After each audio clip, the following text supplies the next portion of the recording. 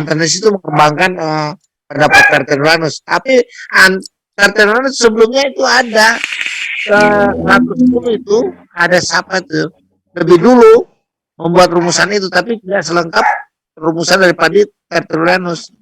Jadi ada yang lebih dulu, ada 2 orang yang merumuskan tentang Tritunggal itu. Oh, Clement. Gitu. Oke. Nanti coba Clement ya. Ya, Clement lebih dulu dari Tertullianus, dan satunya lagi itu siapa tuh? Jerome. Ada 2 orang dulu itu, yang satu 120, yang satu 100 ke atas ya. Abad 1 sampai dia di abad udah mau masuk ke abad 2 gitu. Oke. Kita coba baca lagi deh. Oke. Terima kasih Pak Robert dan Pak udah waktunya ya. Pak Manro, nggak ada lagi yang tanya. Ya. Pak Prof udah ini. Kalau pertanyaan juga saya mah enteng-enteng aja lah. Lanjut besok lah ya. Ya, terima kasih. Ya, Pak, nanti saya cari lah itu. Saya tertarik juga bahas tentang keturunan Ismail itu. Pernah tapi sudah lama saya dengar. Tapi kan banyak sejarah kan tentang itu. Banyak pendapat lah gitu. Saya pamit lah ya Pak Robert ya. Sama-sama mungkin. Saya juga. Ya. Iya, saya juga. Semua sudah pamit. Oh, dulu Pak Taubat. Pak Taubat udah duluan ya. Iya, Pak Taubat ada. Oke, makasih ya. Tuhan memberkati. Ya, semuanya apa bila ada kata-kata yang salah ya. Amin. Ya, Pak Robert. Ya, Pak Robert. Ya, siap. Jangan lupa ya Pak Robert ya. Sebelum tidur gosok gigi. Oke, Pak Antonius. Kita semua bersaudara. Siap. Tuhan memberkati kita semua. Amin. Amin.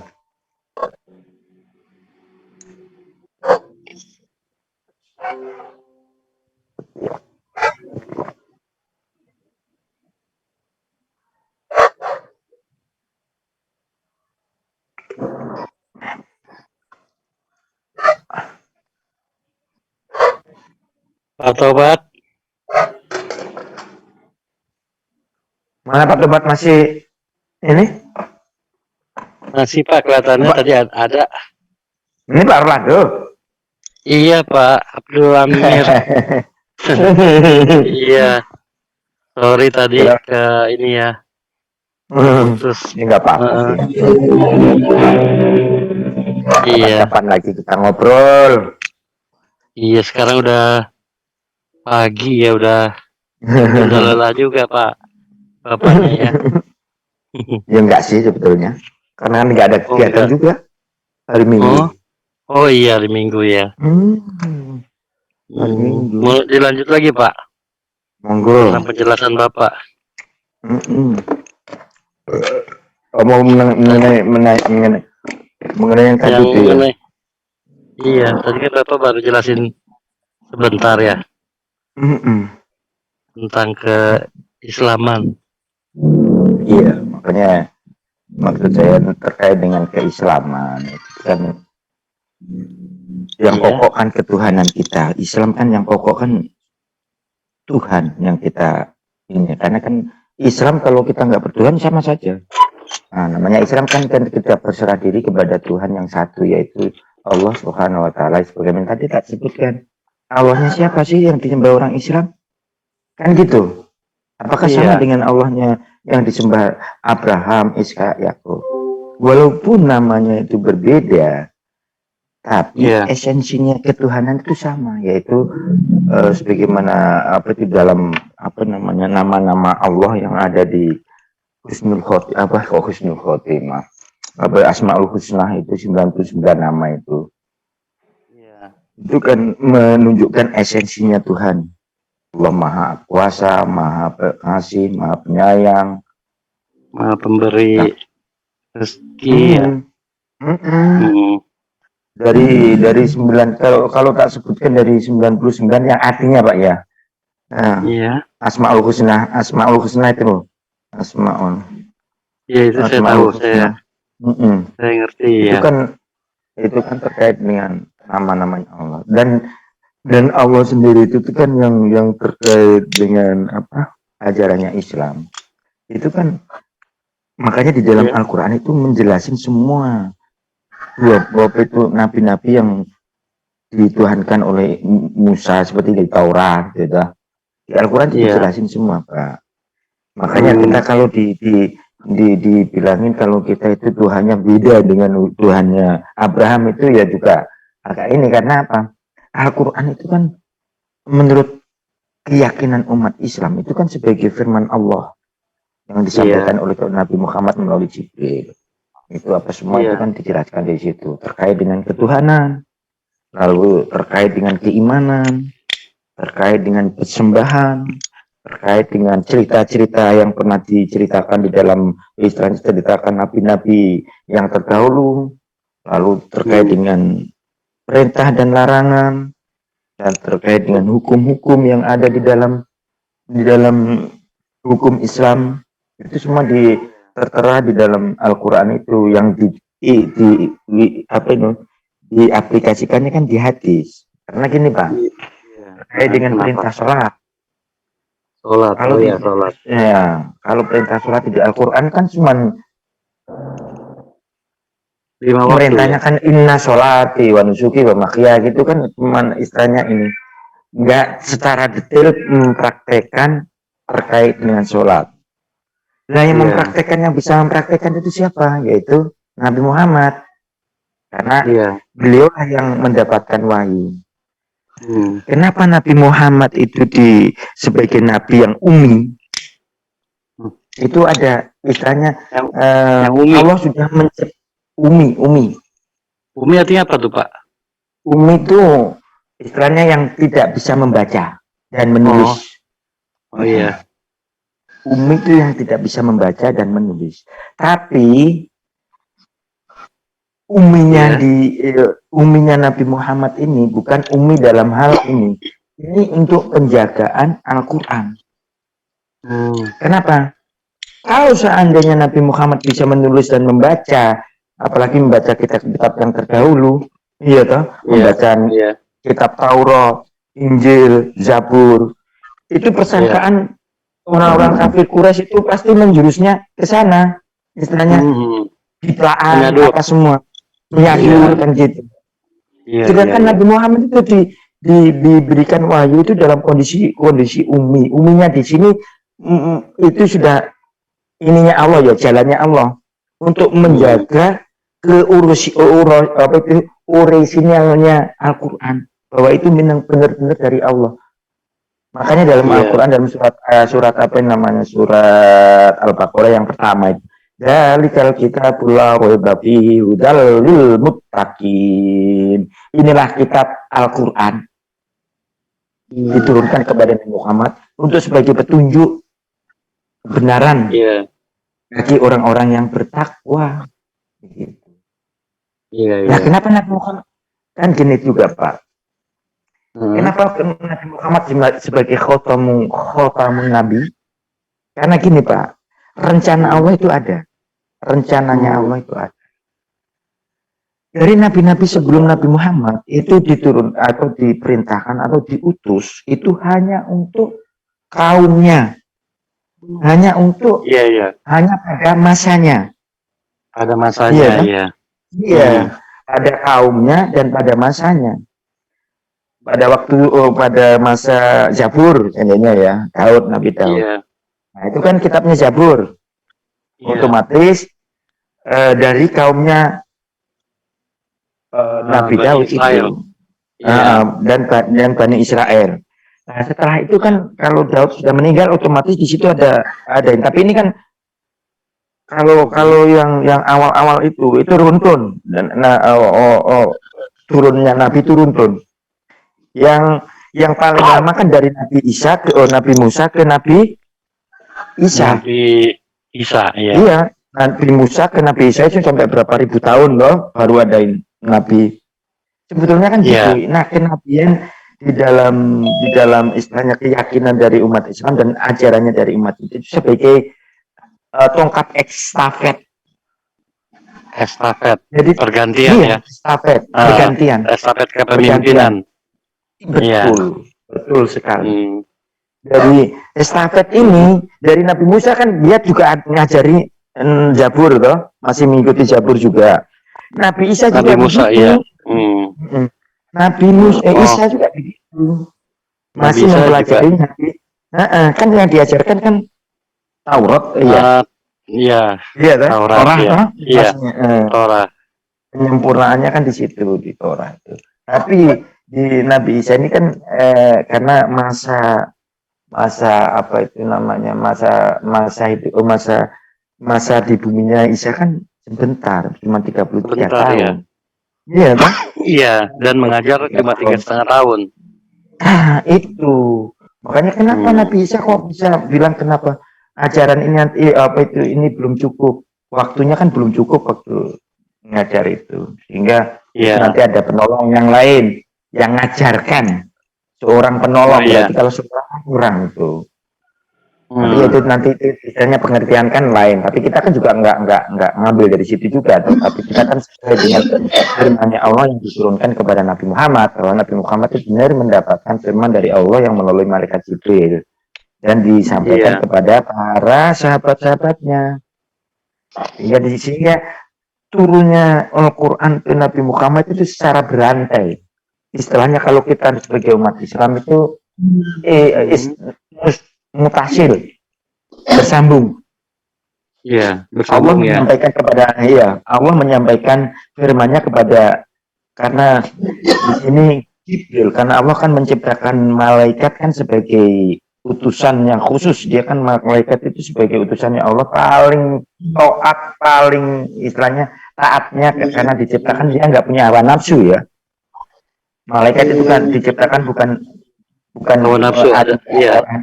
nggak ada. Jadi apa perintahnya Allah itulah yang dijalankan dan tidak mengurangi apa yang diperintahkan dari Allah.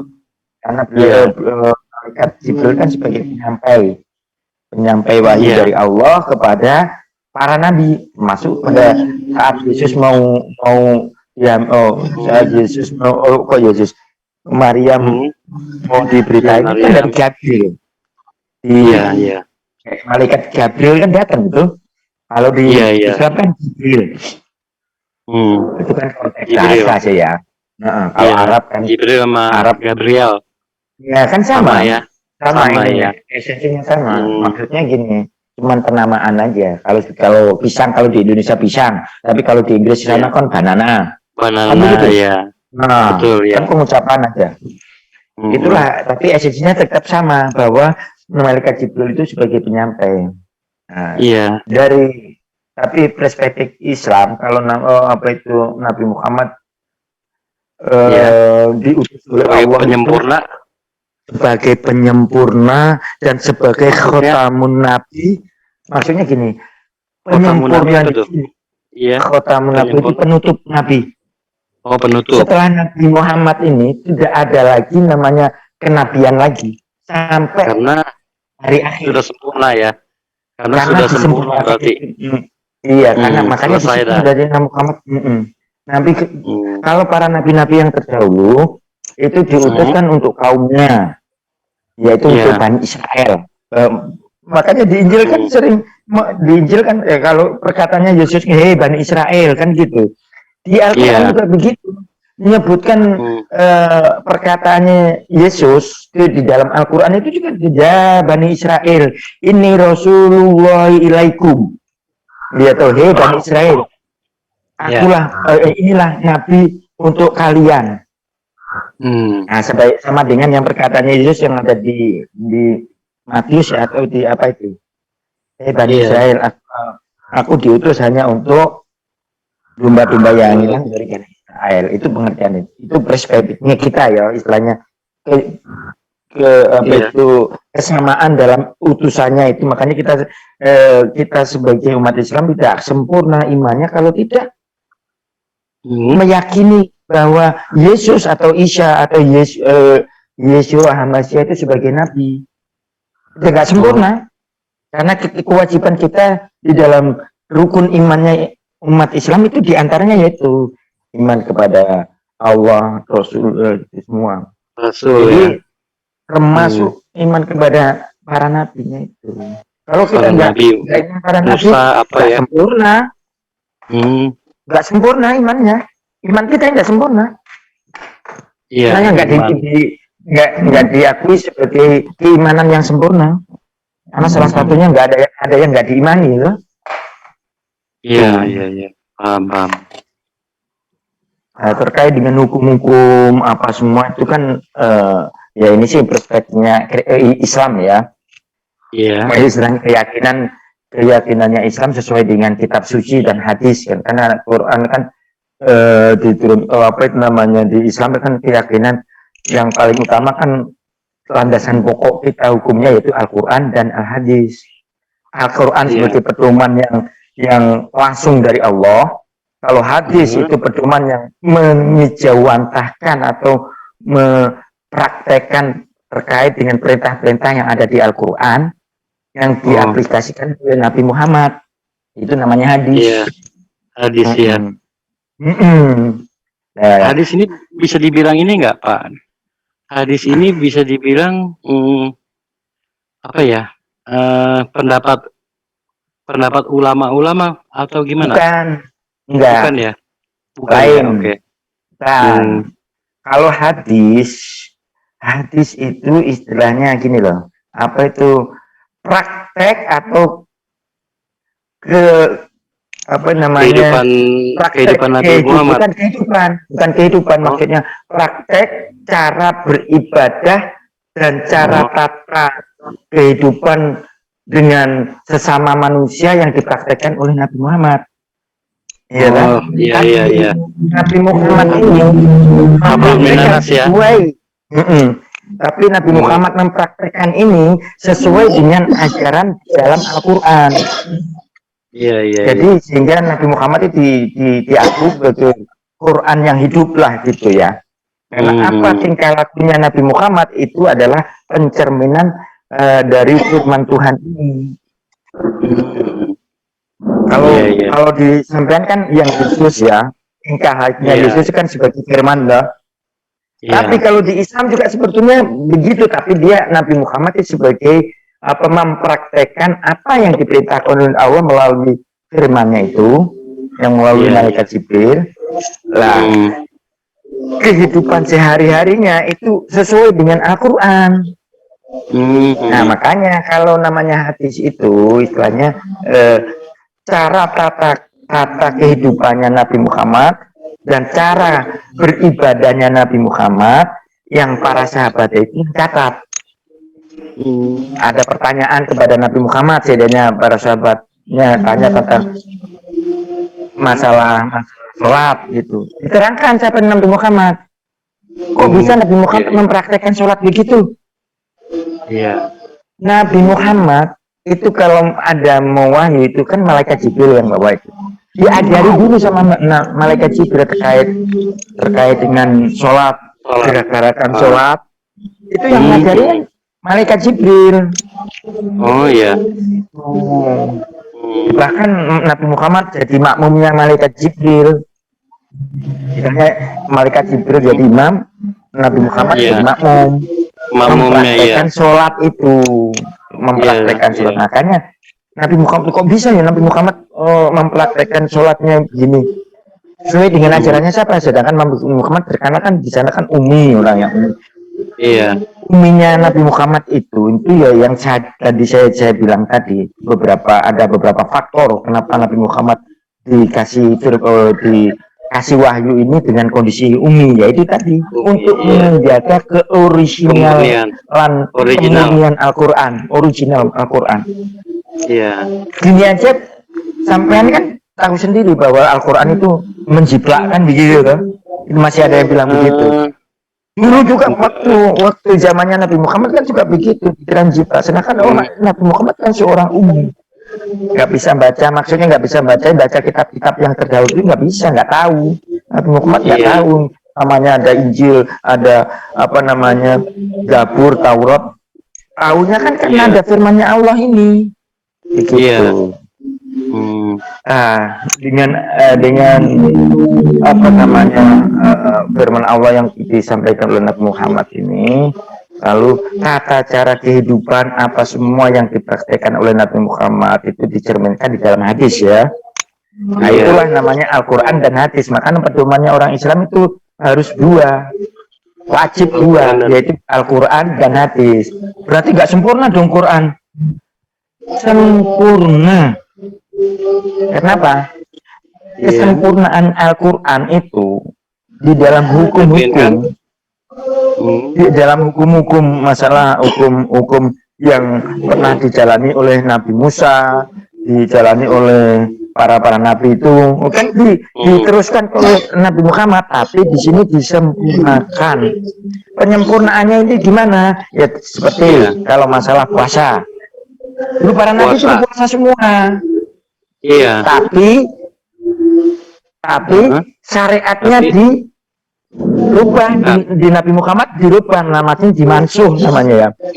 Ya, kalau Yesus kan puasa kan 40 hari 40 malam katanya, informasinya kan gitu ya. Iya. Karena ini untuk umat, jadi untuk umat penyempurnaan sholat itu diwajibkan itu kepada seluruh umat Islam. Sehingga disempurnakan di sini cuman saat 30 hari. Iya, dia tidak berarti pada saat bulan Ramadan itu. Dan saat sebelum subuh itu namanya fajar, yang belum fajar menyingsing sampai azan maghrib. Azan maghrib kan itu penyempurnaan. Dan ditentukan bulannya yaitu bulan Ramadan, kan gitu. Iya, bulan Ramadan. Itulah penyempurnaan terkait dengan ibadah sholat gitu. Apakah para nabi-nabi dulu menyembah Allah dengan sholat atau dengan istilahnya dengan sujud apa semua?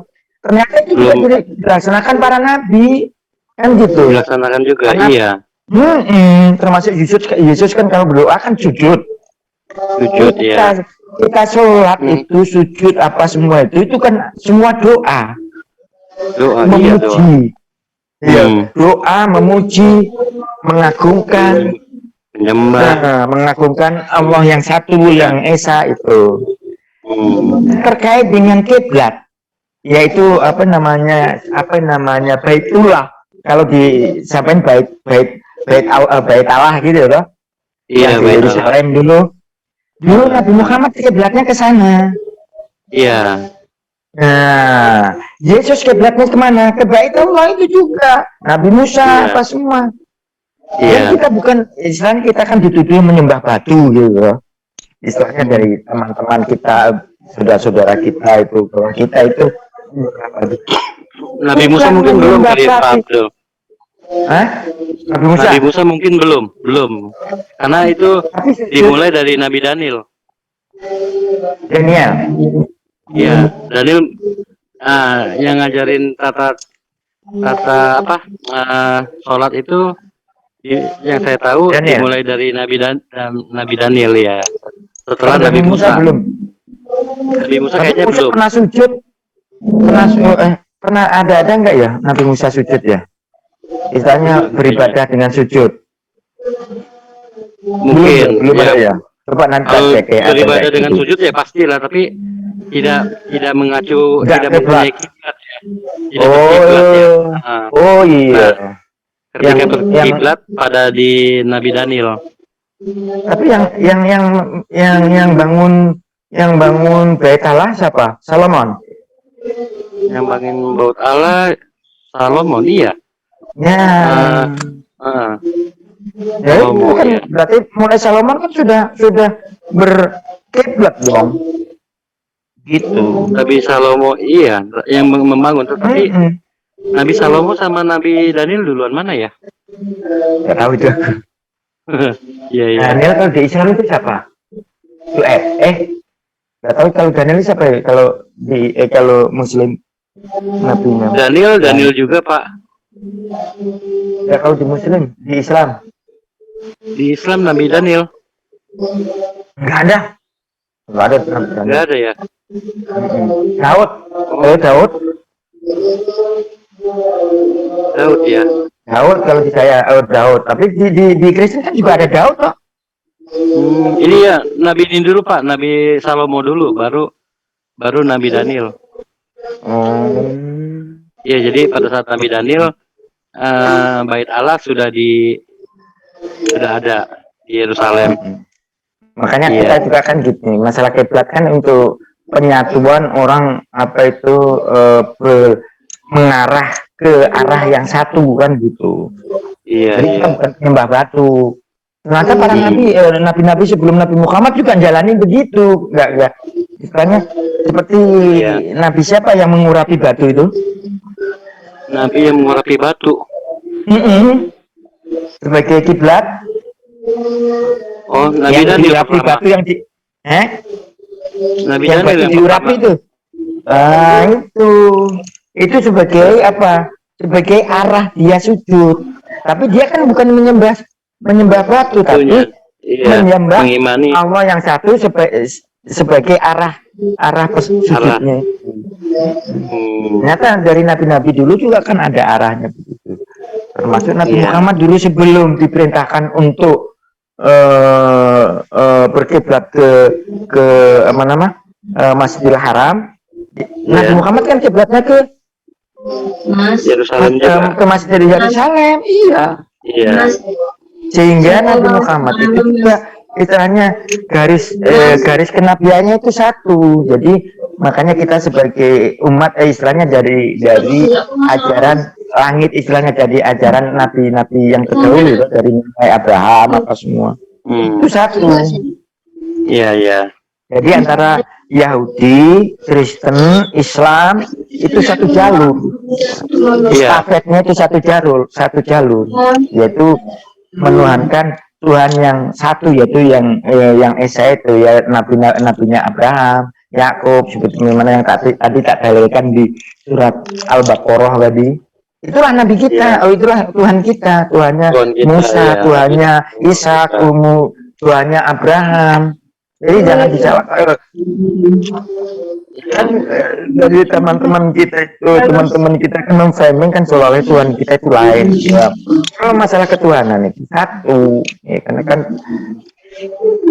Tuhan kita itu kan memang satu, nggak ada yang lain yang menciptakan langit bumi. Memang ada yang Tuhan dua yang betul berapa Tuhan yang menciptakan kan gitu. Dan Tuhan kita Allah Subhanahu wa Ta'ala itu yang menciptakan apa yang ada di langit dan ada di bumi. Ini ya ciptaan Allah Subhanahu wa Ta'ala sebagaimana Tuhannya Abraham, Ishak, Yakub itu tadi. Nah, pemahaman ini kita mengetahui ini kan karena kita ketahui karena adanya firman Allah yang melalui malaikat Jibril yaitu Al-Qur'an. Iya. Dan Quran itu juga penutupnya Allah berfirman kepada manusia. Istilahnya berfirman dalam bentuk ini ya perintah larangan dalam bentuk ajaran yang difirmankan kepada para nabi ya. Iya. Nabi Muhammad itu sebagai nabi penutup. Bahkan di dalam Al-Qur'an itu distempel sama Allah. Di dalam Al-Qur'an distempel sama Allah Subhanahu wa Ta'ala bahwa saya yang berfirman, yang menurunkan Al-Qur'an dan saya yang menjaga. Oh Kak, iya. Keoriginalannya ya. Tapi memang terbuktinya kenapa? Dari mulai difirmankan kepada Nabi Muhammad sampai sekarang masih utuh sebagaimana firman yang telah disampaikan kepada Nabi sampai detik ini. Iya. Gitu loh. Nah, sekarang kita istilahnya diperbandingkan dengan ya saya nggak ini ya. Ini sesuai dengan firman kami. Ya, Al-Qur'an itu. Tapi kalau dibandingkan dengan Bible kan ada versi istilahnya Matius, Markus, apalagi Lukas, Yohanes. Nah, sebetulnya Injil juga cuma satu. Sebetulnya Injil cuma satu. Iya. Satunya di siapa?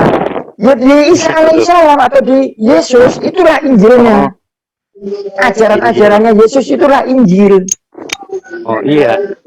Begitu. Lah kalau yang Markus, lalu Yohanes, itu kalau di Islam itu sama dengan hadis ruwahu Bukhari, hadis ruwahu Tirmidzi gitu. Itu para sahabat-sahabatnya Nabi Muhammad yang menceritakan tentang terkait dengan kehidupan Nabi Muhammad, terkait kehidupan tentang tata cara ibadahnya Nabi Muhammad. Ini hadis. Tapi ingat, hadis saja itu kan banyak versi hadis yang dipalsu-palsu. Tapi kita para ulama itu sudah mengkanter ya, mengkanter. Karena di dalam penyampaian hadis ini tuh ada perawi, berisnad, perawi dan berisnad, mutasil. Perawi itu kan gini, saya kan Nabi Muhammad mengerjakan sholat, atau Nabi atau sahabatnya mencatat atau bertanya kepada Nabi Muhammad. Para ini sahabatnya itu ngajari pada anak turunnya, istilahnya pada muridnya lagi, kayak sahabat pada turunnya lagi ngajarin. Dari yang sudah diajarin sampai ke bawah diajari secara beruntun sesuai dengan prakteknya Nabi Muhammad. Itulah berantai. Isnad, musnad, mutasil. Kalau isnad kan berdasarkan ini. Isnad kan berdasarkan apa itu para guru-guru bersambung ini. Mutasil itu menyambung, saling nyambung. Saya belajar kepada guru saya. Iya kan?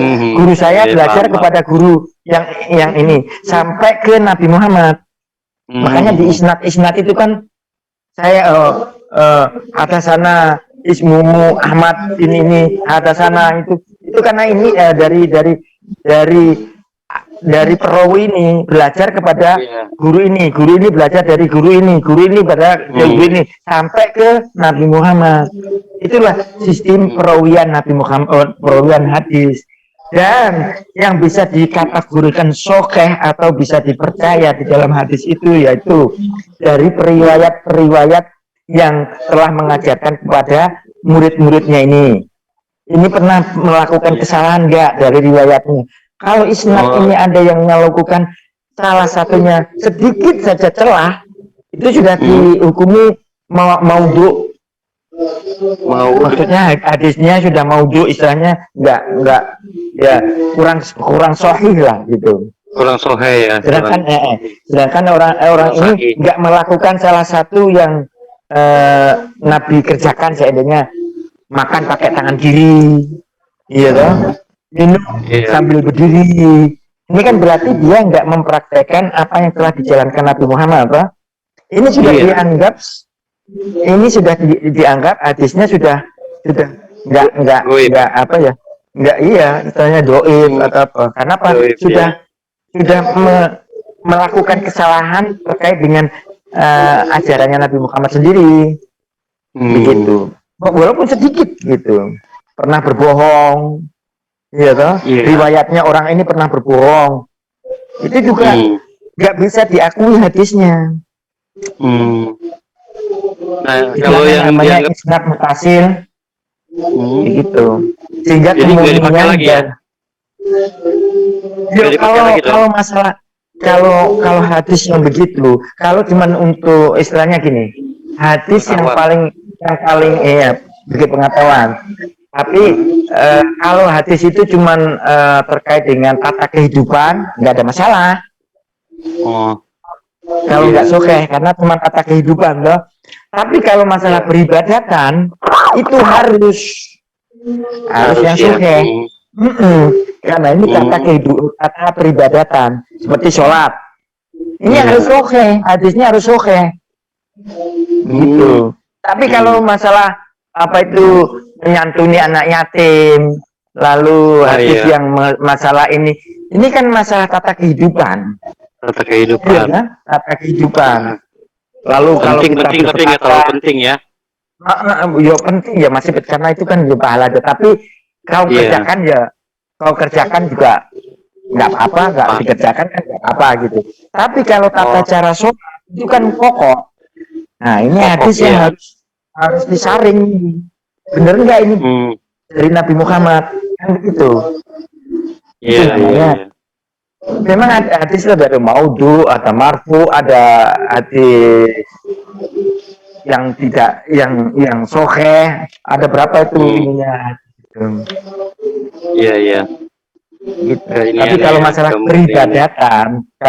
peribadatan itu harus yang diakui itu harus yang sahih. Jadi semua sama ya Pak? Apa itu? Masalah peribadatan itu semua Muslim sama ya? Ya gini, itu kan dalam hal kata peribadatan itu ada beberapa macam perawi atau apa itu hadis yang membolehkan begitu.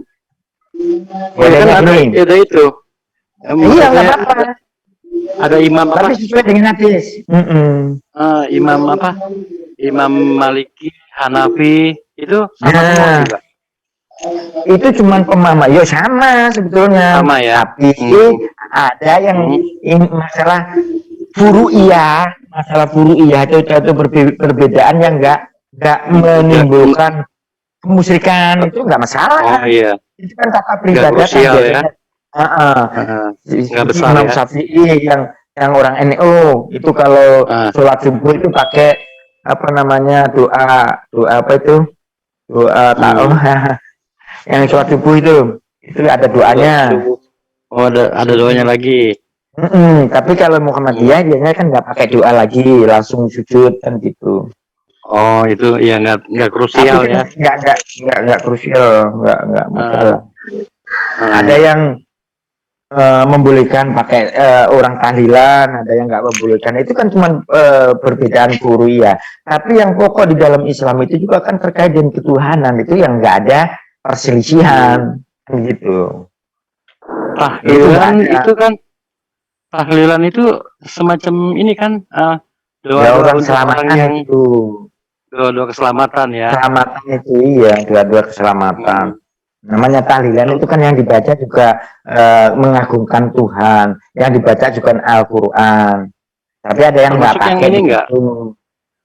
Termasuk yang ini enggak, yang misalnya orang yang sudah meninggal ditahlilkan 7 hari, 40 hari itu juga nggak masalah kan? Iya nggak masalah, karena itu kan kepercayaan yang dibacakan kan juga Al-Qur'an. Jadi kita orang membaca Al-Qur'an kan satu huruf aja dinilai. Seandainya kan kalau kita datangin untuk tahlilan dengan baca Yasin gitu loh. Tapi yang kita baca kan Al-Qur'an. Tahlilan juga diperintah oleh Nabi. Lalu masalah baca Yasin juga ada dalilnya, kita baca Yasin. Dan itu semua juga ada pahalanya. Ya nggak masalah kalau kita baca Yasin. Ya nggak apa-apa kalau kita kalian baca apa namanya baca tauhidan atau apa itu mengagungkan Tuhan, itu kan pahala juga. Baguslah, pahala lah iya. Iya. Terus juga hubungan ke sesamanya lebih erat ya. Iya, karena betul. termasuk kita tauziah kan untuk mengembirakan atau untuk istilahnya biar yang ditinggalkan itu nggak sedih kan gitu. Maksudnya kan gitu. Akhirnya kita tiap ini datangin rumahnya, istilahnya silaturahim ya, daripada silaturahim nggak ada apa-apanya mendingan kita bacain kan gitu. Istilahnya orang-orang dulu ya, orang yang terdahulu itu kan istilahnya sosialnya tinggi tuh. Kalau sekarang kan udah mulai tergerus ya. Bayangkan seperti ini. Kalau kita di kampung dulu waktu kita kecil, kita buat rumah itu nggak ada yang namanya dibuat sendiri, nggak kayak sekarang ini. Iya. Kalau sekarang ini kan datangkan tukang bayar. Kalau dulu nggak ada, yang penting punya pahannya, menyiapkan makannya. Sudah yang datang itu puluhan orang itu bantu bikin rumah di kampung.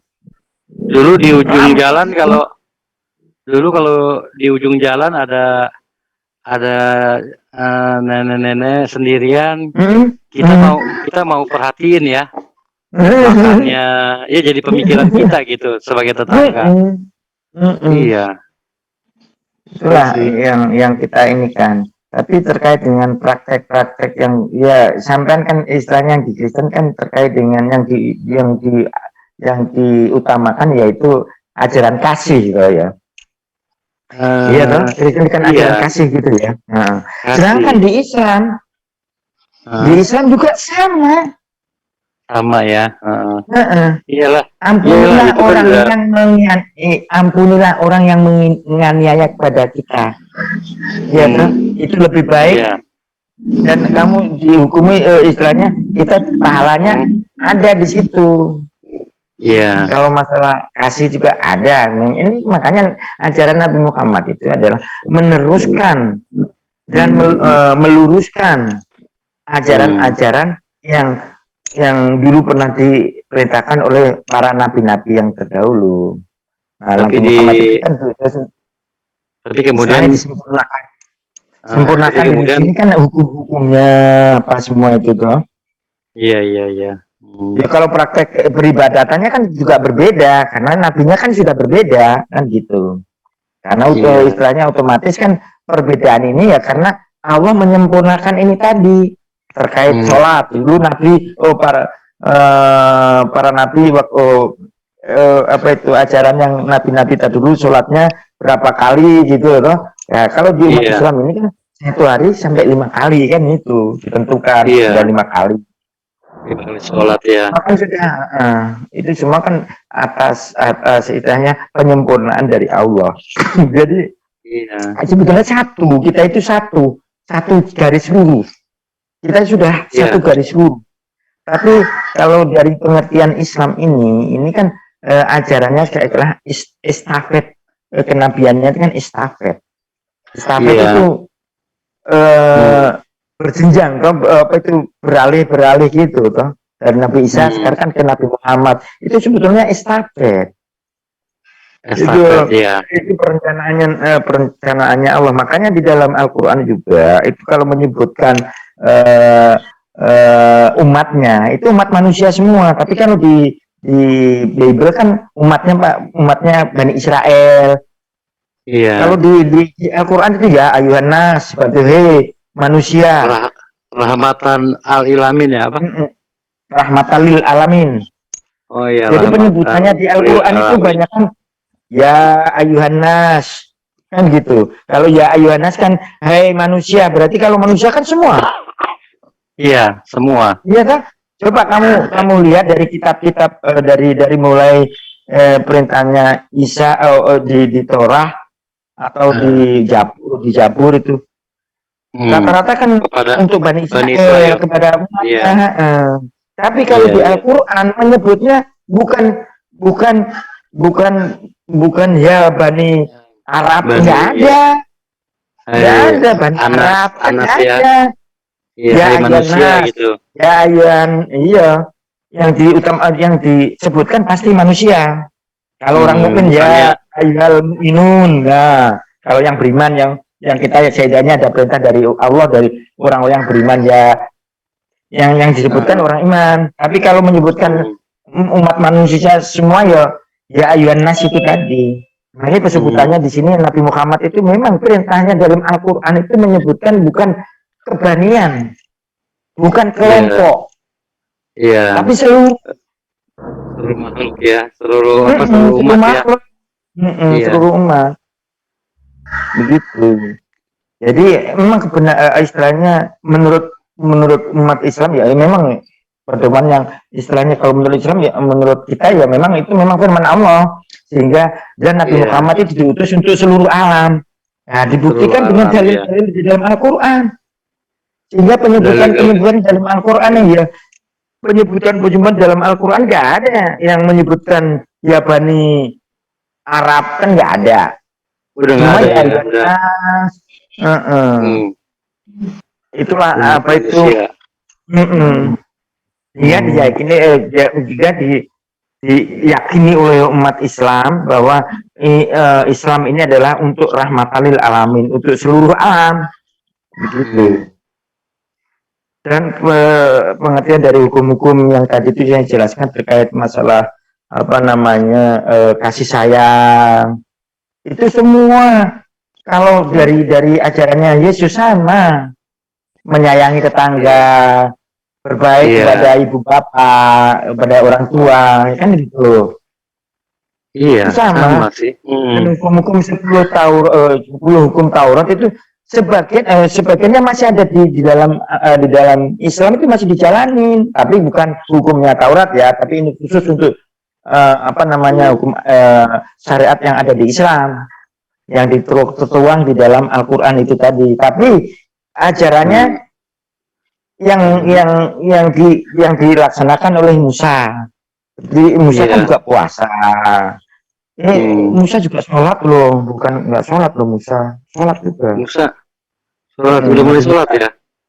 Enggak, maksudnya Nabi Musa udah Udah ya. Oh Udah. iya ya. udah sholat itu. Makanya ajaran-ajaran yang banyak kan di situ juga. Iya. Membawa yang satu apa semua. Iya. Jadi tidak salah. Jadi kalau kita mengimani di Islam ini, berarti kita menjalani istilahnya mengimani apa yang telah difirmankan oleh Allah kepada para nabi, termasuk kepada Yesus, Musa, Isa, lalu Daud, apa semua. Harus kita imani. Iya. Dan ajaran-ajarannya kan kita nggak wajib mengikuti dia. Tapi karena apa? Hukumnya sudah berubah. Yaitu di Al-Quran itu tadi. Jadi kalau orang mengertikan bahwa Quran itu jiplakan, yang jiplak gimana? Nabi kita itu sebagai yang dinas sebagai nabi yang umum, yang nggak bisa baca dan nggak bisa nulis, itu juga untuk mengantisipasi dari tuduhan itu. Dan nanti masih ada yang nuduh begitu. Itulah penjagaannya dari Al-Quran itu semua. Dan kitab-kitab yang sudah diturunkan dari Allah kepada para nabi-nabi hanya Al-Quran yang sudah disempel sama Allah, yaitu inilah Quran yang saya yang menurunkan dan akulah yang menjaganya. Sehingga seandainya kalian ragu-ragu dengan keaslian Al-Quran itu firmannya Allah, mintalah bantuan bala tentara, istilahnya orang-orang yang pintar seluruh dunia. Ini tantangannya Allah kepada orang yang tidak beriman kepada Al-Quran. Suruh menyusun Al-Quran, suruh menyusun surat, hanya 3 surat saja sesuai dengan Al-Quran. Itu tantangannya Allah. Hebatnya Al-Quran ini. Keoriginalnya Al-Quran ini. Jadi ini sudah distempel oleh Allah. Al-Quran ini sudah disistempel, akulah yang menurunkan dan akulah yang menjaganya. Dan kalau kamu sekalian itu meragukan dengan adanya Al-Quran ini, buat satu ayat, satu ayat yang sesuai yang sama dengan Al-Quran. Mau minta bantuan jin, mau minta bantuan yang orang sedunia ini yang pinter-pinter, itu sudah ditantang oleh Allah. Nggak bisa. Karena ya penjagaannya Al-Quran yang dijaga oleh Allah itu sendiri. Makanya kita umat Islam itu menjaga sekali terkait dengan kesucian Al-Quran ini. Kesucian Al-Quran. Jadi bacaan-bacaan Al-Quran ini yang kita baca ini memang sesuai apa yang firmannya Allah yang Allah katakan kepada Nabi Muhammad melewati malaikat Jibril. Jadi kalau aku membaca Al-Quran, membaca Al-Quran, ini sama dengan kita itu berkomunikasi dengan Allah. Kenapa? Karena di dalamnya di sini memang firman-Nya Allah. Ini perkataannya Allah yang kita baca. Firman-Nya Tuhan kita yang menciptakan bumi dan langit ini di dalam Al-Quran ini. Sehingga orang yang kalau membaca Al-Quran dengan tartil itu bisa sebagai obat hati. Kalau kita baca itu, Masya Allah, hati tenang, adem, damai. Damai, iya. Tadinya kita itu gerusang-gerusung, setelah pusing ya.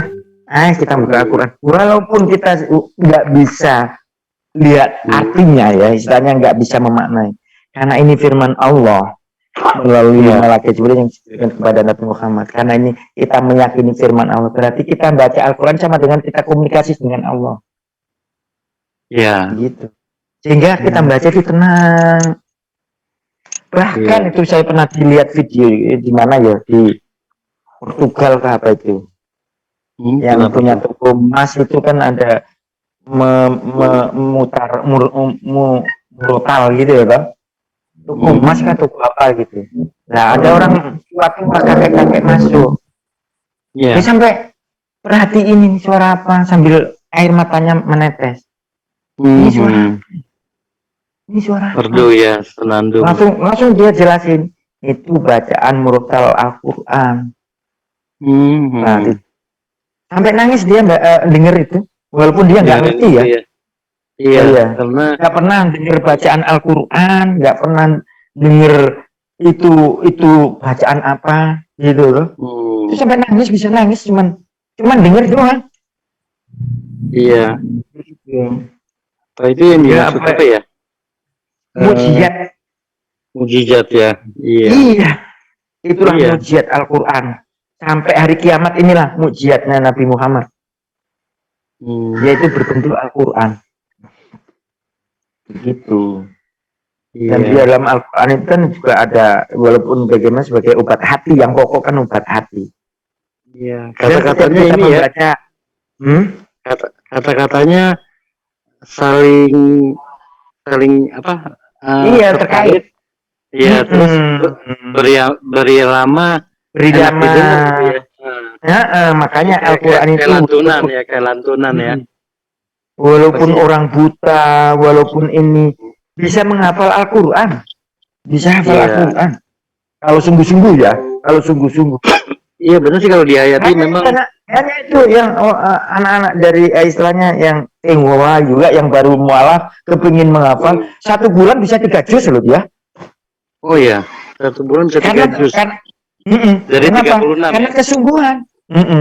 Karena kesungguhannya dia kepingin baca Al-Quran. Ada itu yang dari Makassar itu juga ada itu yang keturunan Cina.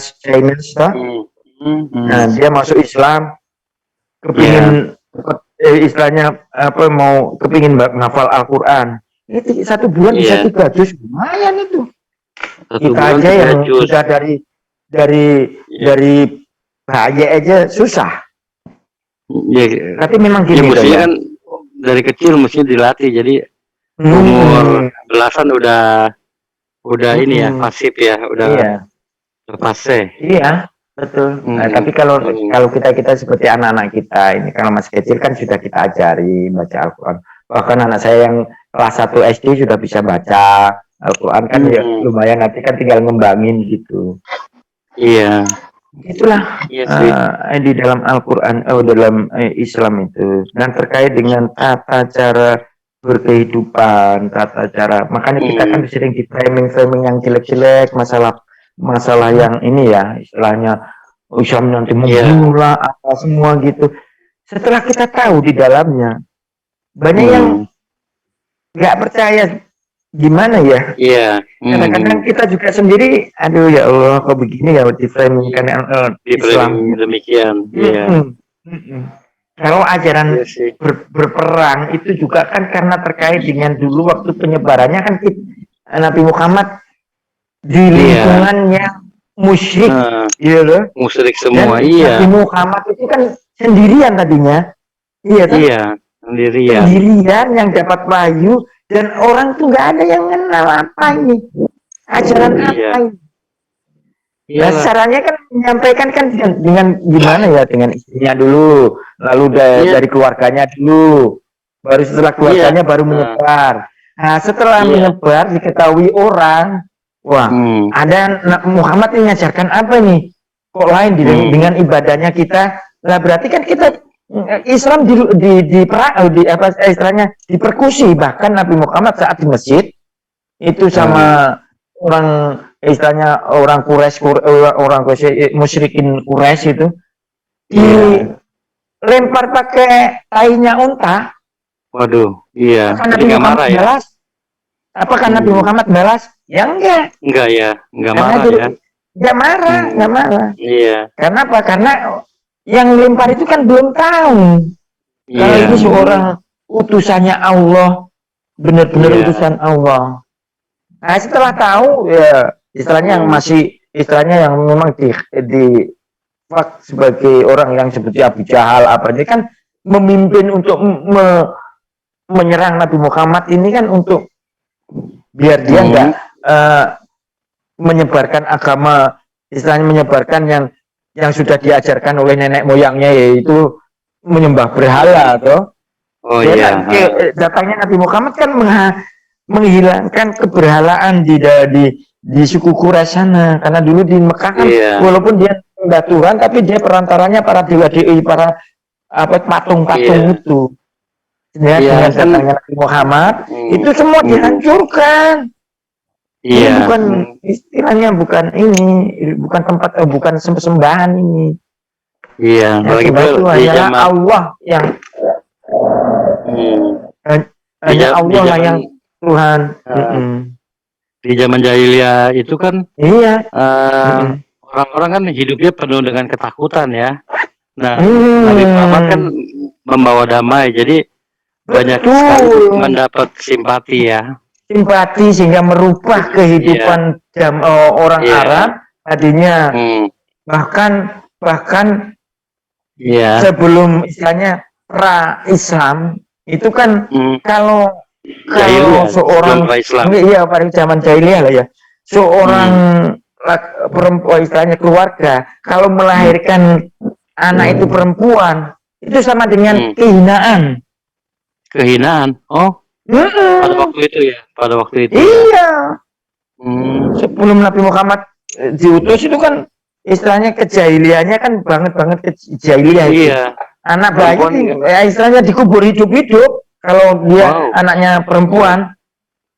Oh gitu ya. Itu zamannya zamannya itu jahiliyah itu ya. Itu zaman jahiliyah itu. Makanya di sana dikasih kenabian itu menghancurkan itu semua, sehingga dengan datangnya Nabi Muhammad ini sehingga semua itu dihilangkan semua. Memartabatkan manusia, termasuk mempertabatkan wanita. Mempertabatkan khususnya wanita. Iya, yang tadinya nggak dianggap ya, bahkan dianggap apa? Iya. Betul. Kalau melahirkan seorang ibu melahirkan anak perempuan, bapaknya ini yang marah, dibunuh anaknya, bahkan ada yang sampai dikubur hidup-hidup.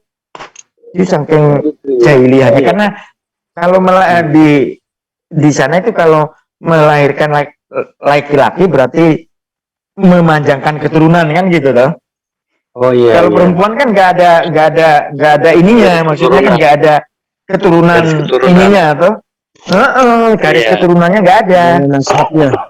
Nasabnya sudah diputus di situ. Itulah kejahiliannya di Mekah di zaman sebelum Nabi Muhammad sebagai nabi. Maka dengan adanya kenabian di sana, setelah berkembangnya Islam sehingga Islam itu dirusui sehingga hijrahlah ke Madinah, karena dari Mekah ke Madinah untuk itu karena untuk menyelamatkan dulu. Kenapa? Setelah Mekah, Madinah. Baru dari Mekah Madinah. Nah, ini kita mulai ada garis-garis untuk peperangan ini. Kenapa? Karena umat Islam sudah mulai banyak. Iya toh? Umat Islam sudah lebih banyak. Mau kembali karena kita kan diusir ini. Umat Islam di Mekah kan tempat sujudnya, di sini kan istilahnya tempat kiblatnya sudah dikuasai Quraisy, sehingga balik. Nah, itulah jadi peperangan. Jadi kita peperangan juga bukan menyerang, tapi kita yang diserang. Karena apa? Kita sudah diserang. Tapi kalau dalam peperangan itu otomatis namanya perang ya.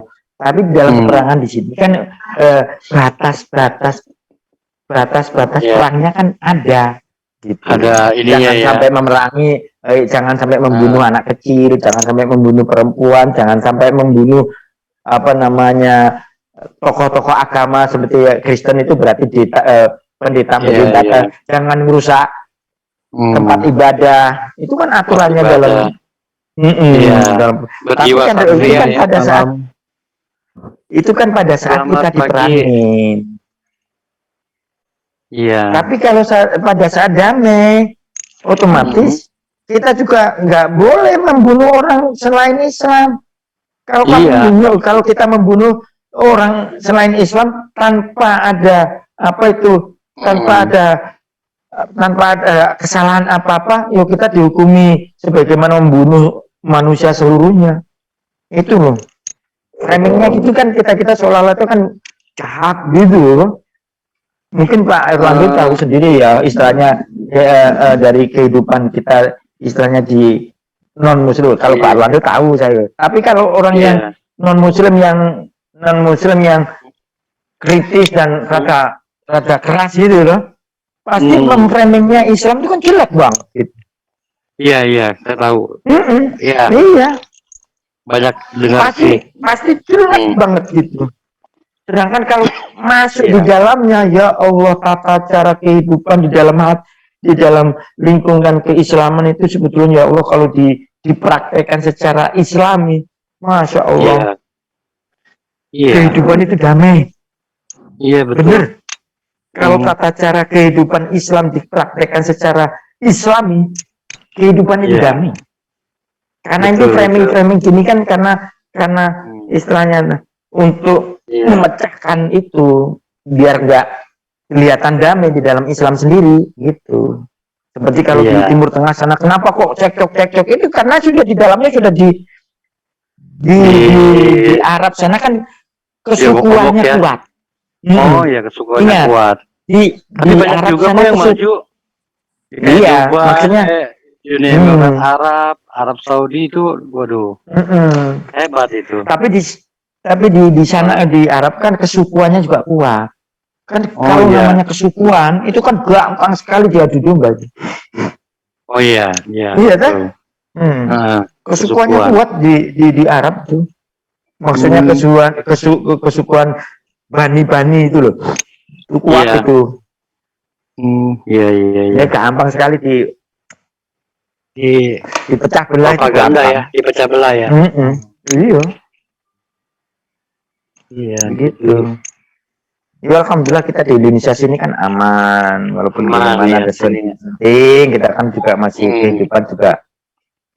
Dan gitu, seandainya di framing seperti kalau kita dengar di YouTube itu framingnya, kalau ada pengeboman sedikit itu juga framingnya, ampun ya Allah, kayak Islam itu jahat banget itu. Kalau seandainya Islam jahat ya, di Indonesia sini berapa persen sih waktu saat kita merdeka dulu? Berapa persen sih Islam di Indonesia? Kan hampir 90 lebih. Nah, seandainya Islam jahat, apakah nggak habis? Kan gitu kalau istilahnya secara kritisi, secara logika, secara akal kalau kita pikir tuh. Ini kan sudah membuktikan bahwa Islam tuh nggak jahat kok. Buktinya kehidupan juga damai sampai sekarang, walaupun mayoritas, tapi kan nggak sampai mengkerdilkan yang minoritas, ya toh? Dari mulai zaman kemerdekaan sampai sekarang. Apalagi pada zamannya Pak Harto dulu toh. Lihat itu mana ada mayoritas istilahnya mengkristiskan yang minoritas, nggak ada. Iya. Tapi framing seolah Islam jahat begini. Saya pikir-pikir lah, di Indonesia yang mayoritas kan Islam. Dari dulu kan Islam. Dan kamu hidup di Indonesia damai. Kehidupan dengan orang Islam juga nggak ada sih, kamu sampai mau dibunuh kan juga enggak. Iya. Ini kan framing. Saya akui juga keteraturan lebih ini ya, lebih teratur kalau sebetulnya kalau kedisiplinan sebetulnya di dalam Islam itu dikedepankan kan masalah kedisiplinan, khususnya waktu. Ketepatan waktu dipraktekkan dalam kita melakukan sholat. Iya toh? Kita harus tepat waktu. Itu kan mengajarkan kita tepat waktu, disiplin. Iya lah. Mengajari dan kita. Siapa bilang orang Indonesia nggak bisa disiplin? Kalau kita melihat dari orang-orang yang bekerja di Astra gitu ya, mereka sangat disiplin sekali. Bahkan semangatnya dari pagi sampai selesai kerja dia tetap semangat ya. Nah, Iya, jadi nggak boleh bilang nggak kalah gitu sama iya. yang dari orang luar gitu. Orang luar, iya. Nah ini Memang kan kan kita, ya yang penting kan manajemen gitu yang penting. Jadi iya, betul. kadang-kadang di kita ini manajemennya agak kurang gitu. Iya, Betul. iya. Tapi Sebetulnya kalau masalah kedisiplinan kita ini sebetulnya sudah ditunjukkan di dalam hal sholat gitu loh. Sholat kita kan harus disiplin, tepat waktu, nggak boleh ngelebihi, harus tepat waktu. Itu sudah diajarin dari kedisiplinan, apalagi soal kebersihan. Itu semua kan diajarkan di dalam Islam. Sangat ya. Kalau kita sangat itu. kalau kita istilahnya kencing apa sih harus dicuci, itu kan kotor kan gitu, harus cebok, wajib cebok. Kalau nggak cebok kan najis, otomatis mengganggu dalam hal sholat. Nah ini kan kedisiplinan dalam hal kebersihan kok. Kebersihan. Iya, hal kebersihan. Karena apa? Kalau kita mau kencing harus cebok. Iya. Kalau dilakukan tiap hari kan menjadi habit ya. Iya, jadi kebiasaan. Habit itu menjadi kebiasaan yang sangat sempurna. Iya sih. Itulah ajaran-ajaran di dalam Islam itu sebetulnya mendidik kita untuk kedisiplinan terkait dengan waktu sholat, mengacu pada kebersihan. Seperti kalau kita kencing harus cebok. Iya. Kalau nggak cebok ya berarti kamu nanti kena najis dong. Kalau najis itu kan nggak bisa sholat. Karena kalau pakaian kena najis kan kita nggak bisa sholat. Istilahnya nggak di hukum sholatnya sudah istilahnya sudah mengurangi, bukan mengurangi juga, bahkan tidak diterima. Iya. Nah, seperti kalau kita mau masuk masjid, mau sholat, harus bersih dulu dong. Kamu kan mau menghadap Tuhan. Iya. Bersucinya gimana? Harus wudhu. Itu juga ajarannya para nabi. Iya, ajaran Islam itu mencerminkan ajaran-ajaran nabi-nabi dahulu dan untuk mencerminkan kedisiplinan kita sebagai manusia yang diatur oleh yang istilahnya yang menciptakan kita. Gitu. Kita ini kan cuma diatur sama Tuhan. Nah, aturannya di Islam itu ya mengenai di dalam Al-Quran dan hadis itu tadi. Iya, betul. Itu Pak Orlando. Itulah jadi secuplik tentang kehidupan istilahnya, walaupun ini nggak ini ya, tapi itulah kehidupan dalam secuplik keislaman kita. Jangan sampai nanti Pak Orlando juga kena isu-isu begini, Islam kok begitu, jadi takut ketemu orang Islam. Jangan, orang Islam nggak ada yang jahat kok. Kasih sayangnya Islam itu malah lebih betul-betul lebih loh. Nggak jahat. Kadang-kadang kan gitu. Kadang-kadang framing begitu kan ada itu. Keluarga saya juga kan majemuk dan juga saya tahu. Majemuk juga ya. Iya. Bagaimana kehidupan mereka itu dan juga alhamdulillah. Kalau boleh dibilang juga kalau secara ininya ketertibannya keteraturannya terus juga ininya janjinya ini sih lebih berdisiplin lah gitu. Iya. Ya kalau gitu ya gini kalau kepingin istilahnya apa sih isinya Al-Quran?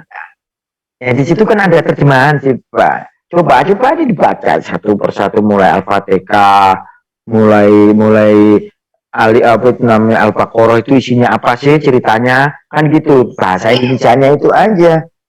Ada ya. Serem kan enggak sih kan gitu. Beli aja yang apa istilahnya yang sudah ada. Media banyak ya Pak ya. Ada. Oh banyak. Banyak media iya. Iya. Di media banyak itu Al-Quran terjemahan ada tuh. Dan begitu coba sambil nganggur.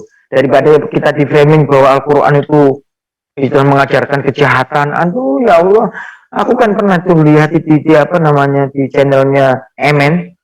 bahas Al-Quran itu bahas Al-Quran itu firmannya iblis gitu loh. Ya Allah, sampai saya itu ya Allah mau masuk aja, mau masuk di channel, tapi ya kita lapangkan dada ya, memang dia belum tahu kali ya. Misalnya framing begitu, mungkin dia dari mulut ke mulut begitu. Sampai bilang gitu. ya bukan nggak boleh lagi. Iya, tuh nggak benar itu. Ya benar. Framingnya begitu, Al-Quran itu firmannya iblis. Ya Allah, Membangun asumsi. ajaran kok gini kok Kita lihat buktinya, kenyataannya lah. Bukti kenyataannya kan bahwa iya, ya itu lah. ada oknum, ya wajar lah ada oknum ya. Tapi jangan Nah, kalau oknum di-framing itu kan semua ya. manusia itu ada oknum, semua agama Ada itu pasti ada oknum, iya. oknum. Iya. Kita juga nggak mengambil masalah begitu, itu namanya oknum. Pagi Carol. Oh ini Kang Teror kah ini? Pagi semuanya. Iya. Aduh, selamat pagi, assalamualaikum. Waalaikumsalam semuanya.